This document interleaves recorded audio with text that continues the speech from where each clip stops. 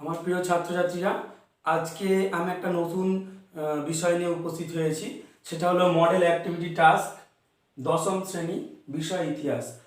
অর্থাৎ হিস্ট্রির যে model activity টাস্কগুলো দেওয়া হয়েছে পশ্চিমবঙ্গ মধ্যশিক্ষা পর্ষদ থেকে, সেগুলো নিয়ে আমরা আলোচনা করব। তো দেখো, যে সমস্ত প্রশ্নগুলো দিয়েছে আর উত্তরগুলো সমাধান করে দিয়েছি, সেগুলো ভালোভাবে দেখে নেবে। তো দেখো, যে সমস্ত মডেল অ্যাক্টিভিটি টাস্ক দশম শ্রেণীর ইতিহাসের যে সমস্ত মডেল অ্যাক্টিভিটি টাস্কগুলো দেওয়া হয়েছে, সেগুলো হলো অধ্যায় নির্দিষ্ট করে দিয়েছে, কি কোন কোন অধ্যায় থেকে তোমাদের প্রশ্ন দেওয়া হয়েছে সেগুলো আগে ঠিক করে দিয়েছে। সেটা হলো ইতিহাসের ধারণা, তারপর সংস্কার, বৈশিষ্ট্য ও পর্যালোচনা, তারপর প্রতিরোধ, বিদ্রোহ, বৈশিষ্ট্য ও বিশ্লেষণ। তো এই তিনটে অধ্যায় থেকে তোমাদের প্রশ্ন উত্তর দিয়েছে। তার মধ্যে দেখো, প্রথম কয়েক দাগে প্রশ্ন দিয়েছে, স্মৃতিকথা কিভাবে ইতিহাসের উপাদান হিসাবে ব্যবহার হতে পারে, উদাহরণ সহ লেখো। দুয়ের দাগের প্রশ্ন দিয়েছে, বাংলার নবজাগরণ ছিল কলকাতা শহর কেন্দ্রিক, মন্তব্যটি বিশ্লেষণ করো। তিনে, চুয়ার বিদ্রোহকে চুয়ার বিপ্লব বললে কেন ভুল বলা হবে। তারপর কিছু দিয়ে দিয়েছে, মানচিত্রে চিহ্নিতকরণ করতে দিয়েছে, সাঁওতাল বিদ্রোহ এলাকা, ফরাজি আন্দোলনের কেন্দ্র, কোল বিদ্রোহের এলাকা, মুন্ডা বিদ্রোহের অঞ্চল, সন্ন্যাসী ফকির বিদ্রোহের এলাকা। এইগুলো ঠিক করে দিয়েছে। তো তারপর গয়ের দাগে দিয়েছে, দেখো এখানে বলে দিয়েছে, উপযুক্ত তথ্য সহযোগে নিচের ছকটি পূরণ করো। তো এখানে কিছু সাময়িক পত্র, সংবাদপত্র বা সাহিত্যের নাম দিয়ে, সাহিত্য কীর্তির নাম দিয়ে দিয়েছে। বঙ্গদর্শন, সোমপ্রকাশ, মহাবোধিনী, গ্রামবার্তা প্রকাশিকা আর হুতম পেঁচার নকশা, এ কটা দিয়ে দিয়েছে। আর তোমাদের তার সম্পাদকের নাম লিখতে বলেছে। সময়, এটা সমরকাল আছে, এটা সময়কাল হবে, সময়কাল, অর্থাৎ কোন সময়ে সেটা প্রকাশিত হয়েছে বা কোন সময়ে সেটা আমাদের সামনে এসেছে। আর বিষয়বস্তু, অর্থাৎ ওই পত্রিকা বা সাহিত্য কীর্তির বিষয়বস্তু কি, ওর মধ্যে কী আলোচনার বিষয়বস্তু আছে। তার ঘয়ের দাগে দিয়েছে, দেখো নির্ভুল তথ্য দিয়ে ফাঁকা ঘরগুলি পূরণ করো। তো এখানে বিদ্রোহ বা আন্দোলনের নাম দিয়ে দিয়েছে, সাঁওতাল, মুন্ডা, নীল, ওয়াহাবি আর ফরাজি। এর সময়কাল নির্ণয় করতে বলেছে। অঞ্চল লিখতে বলেছে, কোন অঞ্চলে এগুলো দেখা গিয়েছিল। আর নেতৃত্ব, মানে এই বিদ্রোহ বা আন্দোলনের নেতৃত্ব কারা দিয়েছিল। তারপর কারণ লিখতে বলেছে, এই বিদ্রোহ বা আন্দোলনের কারণ। আর প্রভাব অর্থাৎ বা ফলাফল লিখতে বলেছে। তো এই কটা তোমাদের প্রশ্ন তোমাদের দিয়েছে, এইগুলো আমি তোমাদের এখন সলভ করে দেখাবো। দেখো, প্রথম যে প্রশ্ন দিয়েছে, সেই প্রথম প্রশ্নটা ছিল এরকমভাবে, খাতাটা তৈরি করবে। তো প্রথম প্রশ্নটা দিয়েছিল, দেখো, স্মৃতিকথা কিভাবে ইতিহাসের উপাদান হিসাবে ব্যবহার হতে পারে, উদাহরণ সহ লেখো। তারপর লিখেছি, দেখো, ইতিহাস চর্চার ক্ষেত্রে স্মৃতিকথাতে লেখকের ব্যক্তিগত আবেগ অপেক্ষা সমকালীন সমাজ, রাজনীতি, অর্থনীতি ও সংস্কৃতির বস্তুনিষ্ঠ বিবরণী প্রধান বিবেচ্য। যেমন রবীন্দ্রনাথ ঠাকুরের স্মৃতিকথা জীবনস্মৃতিতে শুধু ঠাকুর পরিবারের কথা নয়, সমকালীন বিংশ শতকের কলকাতার সমাজ সংস্কৃতি এবং জাতীয়তাবাদী আন্দোলনের বিবরণ পাওয়া যায়। এটা তোমাদের দিয়েছে। প্রশ্নের উত্তরটা আমি করে দিলাম। এর পরের প্রশ্ন দিয়েছিল, দেখো,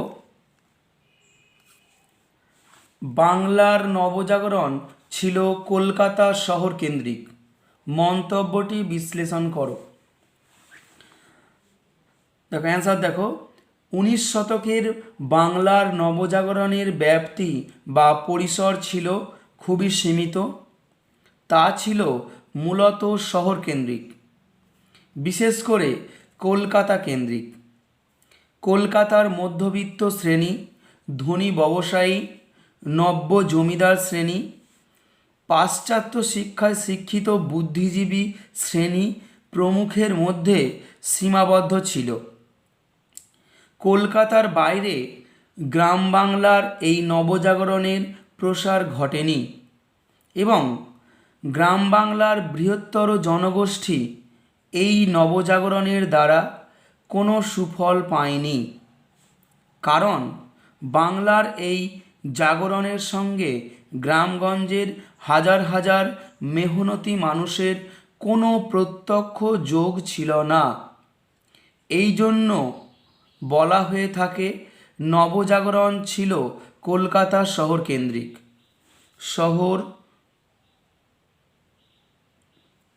শহর কেন্দ্রিক। তোমরা দেখে নাও, দরকার হলে স্ক্রিনশট করে নাও বা থামিয়ে দাও, দিয়ে লিখে নাও। পরের প্রশ্ন দেখো, চুয়ার বিদ্রোহকে চুয়ার বিপ্লব বললে কেন ভুল বলা হবে? মানে চুয়ার বিদ্রোহকে কেন চুয়ার বিপ্লব বলা যাবে না? এখানে অ্যান্সার লিখেছি দেখো, বিপ্লব বলতে বোঝায় কোনো প্রচলিত ব্যবস্থার দ্রুত, ব্যাপক ও আমূল পরিবর্তন। কিন্তু এটা বিপ্লবের সংজ্ঞা গেল। চুয়ার বিদ্রোহকে কেন বিপ্লব বলবো না? তো এই যে বিপ্লবের সংজ্ঞা এটা, যেটা দ্রুত হবে, ব্যাপক আকারে তার প্রভাব পড়বে আর আমূল পরিবর্তন হবে। কিন্তু চুয়ার বিদ্রোহ 1768 খ্রিস্টাব্দ থেকে 1799 খ্রিস্টাব্দের মধ্যে একাধিকবার দেখা দিলেও এই বিদ্রোহ সমাজের আমূল পরিবর্তন ঘটাতে পারেনি, বরং ইংরেজ সেনাদের নির্মম অত্যাচারে এই বিদ্রোহ ব্যর্থ হয়। তাই চুয়ার বিদ্রোহকে চুয়ার বিপ্লব বললে ভুল বলা হবে। তো এই জন্য চুয়ার বিদ্রোহকে চুয়ার বিপ্লব বলা যাবে না। পরের প্রশ্ন তোমাদের দিয়েছিল, ম্যাপ পয়েন্টিং করতে দিয়েছিল। তো দেখো ম্যাপটা তোমাদের সামনে রেখেছি, দেখলে বুঝতে পারবে। তোমাদের দিয়েছে সাঁওতাল বিদ্রোহ, এটা দিয়েছে কোল বিদ্রোহ অঞ্চল বা এলাকা দিয়েছে, মুন্ডা বিদ্রোহ দিয়েছে, ফরাজি আন্দোলন এলাকা দিয়েছে, আর আন্দোলনের কেন্দ্র দিয়েছে, এটা হচ্ছে ফরাজি আন্দোলনের কেন্দ্র। আর চারটে গেলে সন্ন্যাসী ও ফকির বিদ্রোহ দিয়েছে। তাহলে এটা এটা এইটা এটা আর এটা তোমরা ম্যাপে ভালোভাবে করে নেবে। যে যে পয়েন্টগুলো করা আছে সেই পয়েন্টগুলো তোমাদের কিন্তু পয়েন্টিং করে দেখাতে হবে। তোমরা ম্যাপ একটা কিনে নেবে, কিনে নিয়ে সেই ম্যাপেতে ম্যাপ পয়েন্টিং করে দেখাবে, ওই আমাদের খাতার সঙ্গে নিয়ে জমা দেবে। যখন যে খাতাটায় তুমি লিখছো তারপরেই দুইয়ের দাগ দিয়ে ক্ষয়ের দাগ দিয়ে, কয়ের দাগে তো প্রশ্নোত্তর ছিল তোমরা দেখলে, আর ক্ষয়ের দাগে এই ম্যাপ পয়েন্টিংগুলো ছিল। ক্ষয়ের দাগেতে তোমরা ছিল সবাই দেখেছো, সাঁওতাল বিদ্রোহ, ফরাজি আন্দোলনের কেন্দ্র, কোল বিদ্রোহ এলাকা, মুন্ডা বিদ্রোহ অঞ্চল, সন্ন্যাসী ফকির বিদ্রোহ এলাকা। তো এইগুলোই 5টা ছিল, 5টা আমি এ করে দিয়েছি, ভালোভাবে দেখে নাও, দেখলেই বুঝতে পারবে। তো এই তোমরা ম্যাপেতে এটা নিজেরা করে নিচ্ছ। আর তারপর পরের প্রশ্ন কী ছিল দেখো, সাময়িক সংবাদপত্র সাহিত্য কীর্তি। তো এটা তোমরা স্ক্রিনশট করে নেবে, আশা করি ওই জন্য অনেকক্ষণ রেখেছি। নিজের মতন করে ম্যাপেতে ভালোভাবে এ করবে, পয়েন্টগুলো পয়েন্ট আউট করবে, যেগুলো যেরকমভাবে দেওয়া আছে সেরকমভাবে করবে। তো এরপর আমরা পরের প্রশ্নে চলে যাব। দেখো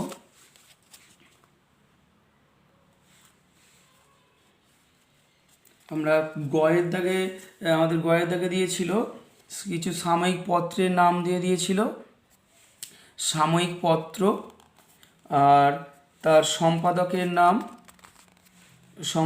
নাম লিখতে বলেছিল, সময়কাল আর বিষয়বস্তু। তো আমরা ঘরগুলো করে নিয়েছি। সাময়িক পত্রের নাম প্রথমে দিয়েছিল বঙ্গদর্শন। দর্শন পত্রিকার সম্পাদক ছিলেন বঙ্কিমচন্দ্র চট্টোপাধ্যায়। সময়কাল অর্থাৎ যত প্রকাশিত হয়েছিল 1872 খ্রিস্টাব্দে। আর বিষয়বস্তু কী ছিল, তৎকালীন সময়ের সমাজ, অর্থনীতি, রাজনীতি এর বিষয়বস্তু ছিল। আর একই সঙ্গে বাঙালি স্বদেশ, দুইয়ের দাগে লিখেছি দেখো, বাঙালি স্বদেশ চেতনা বৃদ্ধিতে, সমাজতান্ত্রিক ভাবধারার প্রসারে এই পত্রিকা গুরুত্বপূর্ণ অবদান রেখেছিল। তারপর লিখেছি দেখো সোমপ্রকাশ। তো সোমপ্রকাশ পত্রিকাটা কী ভূমিকা ছিল দেখো, তার সম্পাদক ছিলেন দ্বারকানাথ বিদ্যাভূষণ। সময়কাল ছিল 1858 খ্রিস্টাব্দ। আর বিষয়বস্তু দেখো, সমাজের, একে লিখেছি সমাজের বিভিন্ন কুপ্রথা যেমন বাল্য বিবাহ, বহু বিবাহ, পণ প্রথা ইত্যাদির বিরুদ্ধাচরণ করা। আর দুইয়ে লিখেছি দেখো, ব্রিটিশ সরকারের বিভিন্ন জনবিরোধী নীতির সমালোচনা করা। তারপর বামাউদিনী পত্রিকা কী ছিল, কে সম্পাদক ছিলেন, দেখো লিখেছি উমেশচন্দ্র দত্ত। তারপর সময়কাল ছিল 1863 খ্রিস্টাব্দ। আর বিষয়বস্তু একে লিখেছি দেখো, নারী শিক্ষা ও নারী সমস্যা সমাধান। আর দুয়ে লিখেছি দেখো, মহিলাদের আদর্শ গৃহিণী, পত্নী ও সুমাতা হতে উৎসাহিত করা। পরে এটা লিখেছি দেখো, গ্রাম বার্তা প্রকাশিকা। তো গ্রাম বার্তা প্রকাশিকা কার সম্পাদক কে ছিলেন, হরিনাথ মজুমদার বা কাঙাল হরিনাথ যাকে বলা হতো। সেটা ছিল 1863 খ্রিস্টাব্দ। আর বিষয়বস্তু ছিল সাহিত্য, দর্শন ও বিজ্ঞান বিষয়ক প্রবন্ধ, এটার বিষয়বস্তু। এছাড়া দুয়ে লিখেছি দেখো, নীলকর ও জমিদার শ্রেণীর দ্বারা কৃষক নির্যাতনের তথ্য নির্ভর ও বাস্তবসম্মত কাহিনী। আর তিনে দিয়েছি দেখো, কৃষক, প্রজা, রায়ত ও শ্রমজীবীদের মুখপত্র, এটা ছিল। এখানে এই সমস্ত জিনিসগুলো ছেপে বের হতো, বা এতে এই জিনিসগুলোর উপর নির্ভর করেই পত্রিকাগুলো ছাপা হতো। তারপর দেখো, হুতম প্যাঁচার নকশা, একটা সাহিত্য কীর্তি আমরা সবাই জানি। এটার সম্পাদক কে ছিলেন আমাদের, বা লেখক কে ছিলেন আমাদের, কালীপ্রসন্ন সিংহ। সময়কাল ছিল 1861 খ্রিস্টাব্দ। আর দেখো, একে লিখেছি এতে কি কি আছে, ধনী ও মধ্যবিত্তদের নৈতিক অধঃপতন। দুয়ে, সমাজের দ্বিচারিতা ও কুৎসাপূর্ণ দিকগুলির আলোচনা। আর তিনে লিখেছি ব্যঙ্গাত্মক রচনা। তাহলে এই সমস্ত জিনিসগুলো এখানের বিষয়বস্তু হিসাবে তুলে ধরা হয়েছে। আশা করি তোমরা সবাই স্ক্রিনশট করে নেবে বা থামিয়ে জিনিসটা লিখে নেবে। তো এর পরের প্রশ্ন তোমাদের নির্ভুল তথ্য দিয়ে একই রকম দিয়েছিল, আন্দোলন সম্পর্কে লিখতে দিয়েছিল। তো তোমরা এরকমভাবে ঘর করে লিখবে। কিন্তু আমি তোমাদেরকে যেটা এরকমভাবে দিয়ে দিয়েছিল, পরপর 5টা ঘর দিয়েছিল, 5টা ঘর পরপর আন্দোলন দিয়েছিল, সময়কাল, অঞ্চল, নেতৃত্ব, কারণ আর প্রভাব। আমি তোমাদের তোমরা এরকমভাবেই লিখবে খাতাতে, কিন্তু আমি তোমাদের অন্যভাবে লিখে দেখিয়েছি। এরকম সময়কালের জায়গায় সময়কালটা করে লিখে নেবে, পরপর তুমি নিজের মতন করে লিখে নেবে। আমি আমার সুবিধার্থে এরকম লিখে নিয়েছি। তো তোমরা যদি স্কুলে এইরকমভাবে লিখতে চাও, স্যারকে আগে জিজ্ঞাসা করে নেবে কীরকমভাবে লিখবে, তারপর যদি এরকমভাবে লিখতে বলেন উনি, তাহলে লিখবে। অথবা যেরকমভাবে দেওয়া আছে এরকম লিখলেই ভালো, পরপর লিখবে। আমি এখানে দেখো, এখানে সময়কাল ছিল, অঞ্চল ছিল, নেতৃত্ব ছিল, কারণ ছিল, প্রভাব ছিল। আমিও পরপর পয়েন্ট করে নিয়েছি। সময়কাল, তুমি সময়কালের ঘরে এই সময়কালটা বসিয়ে দেবে, অঞ্চলের ঘরে এই অঞ্চলগুলো বসিয়ে দেবে, নেতৃত্বের ঘরে এই নেতৃত্ব যারা দিয়েছিলেন লিখে দেবে, কারণের ঘরে কারণটা লিখবে, আর প্রভাবের ঘরে এই অংশটা লিখবে। তো তোমরা এরকমভাবে পরপর সাঁওতাল বিদ্রোহের সময়কাল এরকমভাবে পরপর লিখে যাবে। আমি এরকম নিচে লিখে নিয়েছি, তোমরা এরকম পরপর লিখে নেবে। তো দেখো, প্রথম ছিল সাঁওতাল বিদ্রোহ। সাঁওতাল বিদ্রোহের কী কী কারণ ছিল বা ছিল দেখে নাও। দেখো, সাঁওতাল বিদ্রোহ সময়কাল ছিল 1855 থেকে 56 খ্রিস্টাব্দ। কোন অঞ্চলে দেখা গিয়েছিল বিদ্রোহ? দেখো, ছোটনাগপুর, তারপর পালামৌ, মানভূম, বাঁকুড়া, মেদিনীপুর, বীরভূম প্রভৃতি অঞ্চল, এই সমস্ত অঞ্চলগুলোতে দেখা গিয়েছিল। তারপর দেখো, নেতৃত্ব কে বা কারা নেতৃত্ব দিয়েছিল?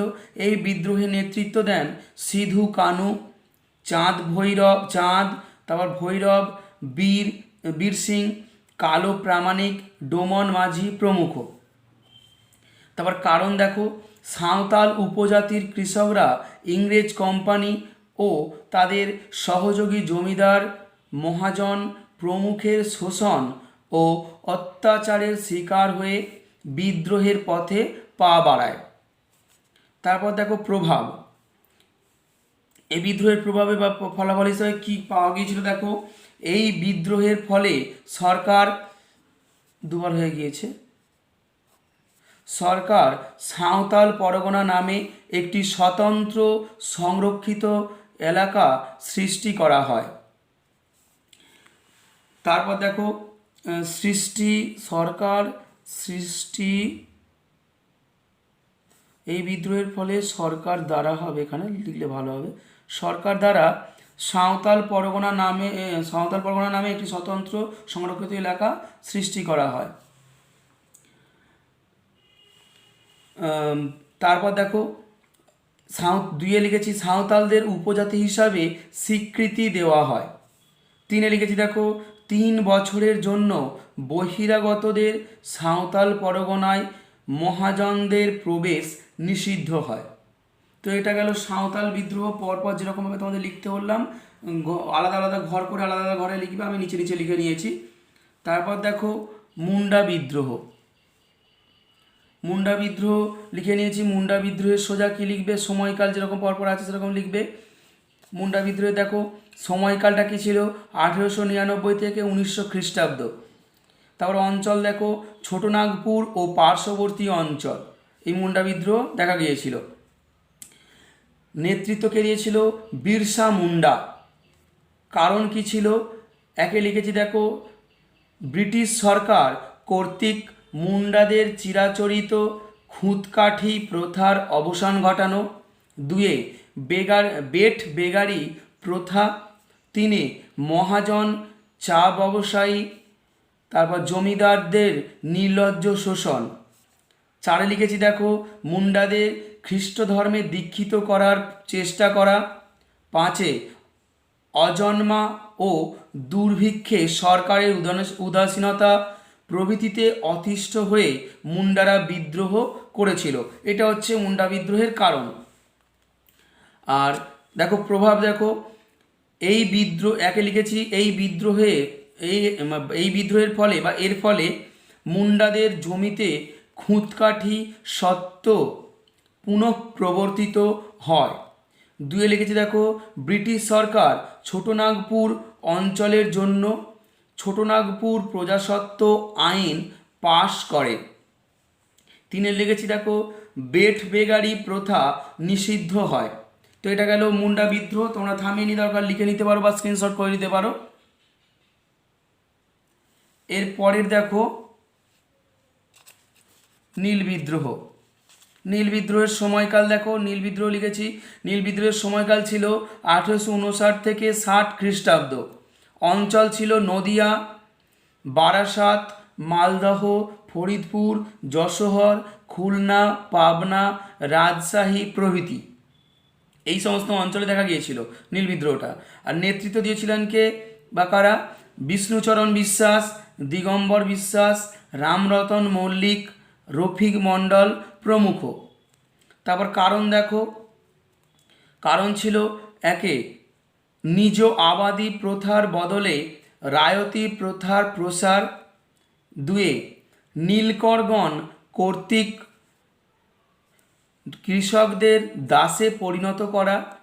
3-এ নীলকরদের শোষণ ও অত্যাচার এবং আদালতের ঔদাসীন্য। আর প্রভাব কি ছিল, নীল তদন্ত কমিশন প্রতিষ্ঠা। 2-এ নীল চুক্তি আইন রদ। 3-এ ভারতীয়দের মধ্যে জাতীয়তাবোধের সঞ্চার। তো এটা নীল বিদ্রোহের তোমাদের অংশ, আশা করি বুঝতে পেরেছ। এরপরে দেখো এই ছিল ওয়াহাবি আন্দোলন। তো ওয়াহাবি আন্দোলনটা কীরকম দেখো, ওয়াহাবি আন্দোলনের সময়কাল কি ছিল, ওয়াহাবি আন্দোলনের সময়কাল ছিল 1822 থেকে 1831 খ্রিস্টাব্দ। অঞ্চল কোন কোন অঞ্চলে দেখা গিয়েছিল, বাংলা ও উত্তরপ্রদেশ। নেতৃত্ব দিয়েছিলেন কারা, তিতুমির বা মীর নিসার আলী। কারণ এই আন্দোলনের কারণ কি ছিল, ইসলামের শুদ্ধিকরণ ও পুনরুজ্জীবনবাদ, সুদঘোর জমিদার, মহাজন ও নীলকরদের অত্যাচার, এই সমস্ত কারণে আমাদের ওয়াহাবি আন্দোলনটা হয়েছিল। তারপর প্রভাব ছিল, তো প্রভাব কি? তিতুমিরের নেতৃত্ব দক্ষিণ 24 পরগনার বারাসাত অঞ্চলে বিদ্রোহ ব্রিটিশ সরকার কর্তৃক দমিত হয়। অর্থাৎ তিতুমিরের নেতৃত্বে যে দক্ষিণ 24 পরগনার যে হয়েছিল, বারাসাত অঞ্চলের যে বিদ্রোহ হয়েছিল, নেতৃত্বে দিলে ভালো বুঝতে পারবে তোমরা। তিতুমিরের নেতৃত্বে দক্ষিণ 24 পরগনার বারাসাত অঞ্চলের বিদ্রোহ ব্রিটিশ সরকার কর্তৃক দমিত হয়, মানে আন্দোলন সফল হয়নি, ব্রিটিশ সরকার দ্বারা দমন করে দেওয়া হয়। আর তারপর কি হয়েছে? তিতুমির যুদ্ধক্ষেত্রে প্রাণ দেন। তিতুমির এই যুদ্ধক্ষেত্রে প্রাণ দেন, তারপর থেকে তার সেই এই যুদ্ধ স্তীমিত হয়ে যায় বা থেমে যায়, আন্দোলনটা থেমে যায়। এরপরে দেখো ফরাজি আন্দোলন। ফরাজি আন্দোলনের সময়কাল ছিল 1818 থেকে 1906 খ্রিস্টাব্দ। কোন অঞ্চলে দেখা গিয়েছিল? বাংলাদেশের ফরিদপুর। নেতৃত্ব করা দিয়েছিল হাজি শরিয়ত উল্লাহ। তারপর কে নেতৃত্ব দিয়েছিল? এনার মৃত্যুর পর, মানে হাজি শরিয়তুল্লাহর মৃত্যুর পর দুধু মিয়া, এবং তার মৃত্যুর পর অর্থাৎ দুধু মিয়ার মৃত্যুর পর নোয়া মিয়া, অর্থাৎ এই তিনজনে মিলে পরপর নেতৃত্ব দিয়েছিল। প্রথম নেতৃত্ব দিয়েছিল তাদেরকে হাজি শরিয়ত উল্লাহ। তার কারণ কি ছিল? ইসলামের পুনরুজ্জীবন, জমিদারদের উচ্চ হারে রাজস্ব আদায়, নীলকরদের শোষণ, এই আন্দোলনের কারণ ছিল। এতগুলো কারণে আমাদের ফরাজি আন্দোলন হয়েছিল। তারপর প্রভাব দেখো, দুদু মিয়ার উত্তরসূরিগণ ধর্ম সংস্কারে মনোনিবেশ করলে আন্দোলন স্তীমিত হয়ে পড়ে। অর্থাৎ প্রাথমিক অবস্থায় আন্দোলন শুরু হলেও এর পরবর্তী যারা ছিলেন তারা এই জায়গাতে আর আসেননি, এই আন্দোলন নিয়ে অতটার চিন্তাভাবনা করেননি, যার জন্য এই আন্দোলন শেষ পর্যন্ত স্তীমিত হয়ে যায় বা ব্যর্থতায় পর্যবসিত হয়। এরপর আর আন্দোলনটা চলেনি। এই অংশগুলো তোমরা এই যেগুলো দিয়েছিল তোমরা আশা করি বুঝতে পেরেছো। সমস্ত কোশ্চেনের আনসারগুলো হয়ে গেল। লাস্ট ছিল ফরাজি নিয়ে আলোচনা করা হয়ে গেল। তো তোমরা এইভাবে পরপর প্রত্যেকটা ঘরে লিখে নেবে। তো আজকে এই পর্যন্ত, আবার দেখা হবে পরবর্তী ভিডিওতে। যদি ভিডিওটা ভালো লাগে অবশ্যই শেয়ার করবে বন্ধুদের সঙ্গে হোয়াটসঅ্যাপ বা ফেসবুকে, এবং আবার দেখা হবে নতুন ভিডিওতে নতুন কোনো বিষয় নিয়ে। সুস্থ থেকো, ভালো থেকো।